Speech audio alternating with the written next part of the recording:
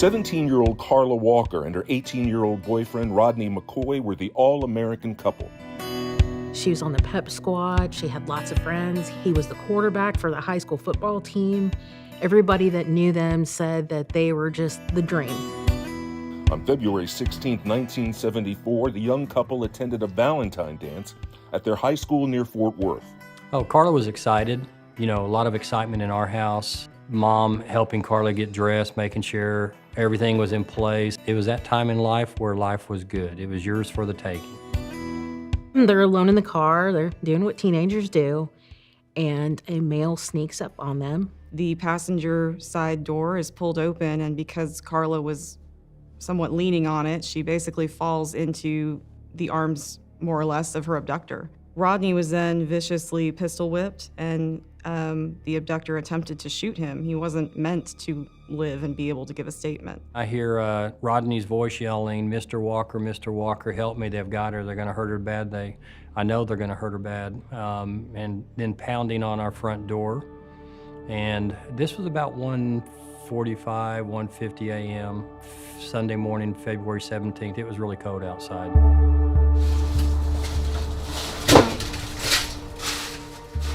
Three days later, Carla's body was found in a drainage culvert. She'd been sexually assaulted and beaten to death. For some odd reason, I went with my parents, and their very best friends drove us to the hospital where the coroner's office was working out of, and I remember hearing my mom scream.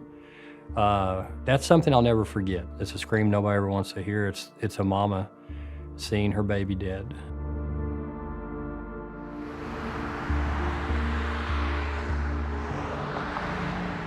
The years turned to decades. Carla's parents passed without answers. Her brother refused to sell the family home. My fear was somebody was going to knock on the door at 2 o'clock in the morning with a guilty conscience, you know, end of life story, repentance, if you will, something. And if they knocked on the door, I wanted to be there to bring them in, talk to them, get a lead. I wanted to keep that in our house for that reason. I did not want to let it out of the family's ownership until we had resolution.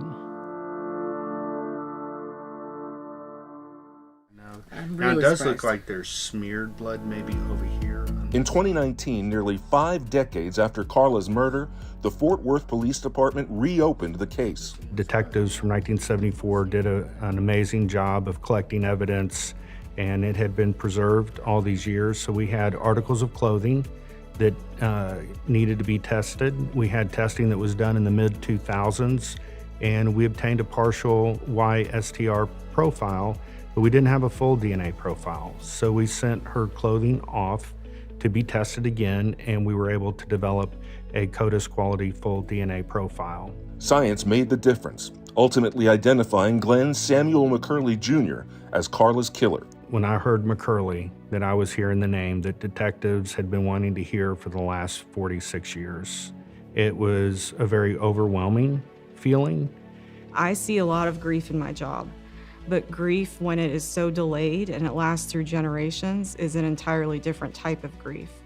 And so being able to erase the question mark that has permeated throughout a family for decades, it's indescribable to be part of that, to be just even part of the team that helped do that.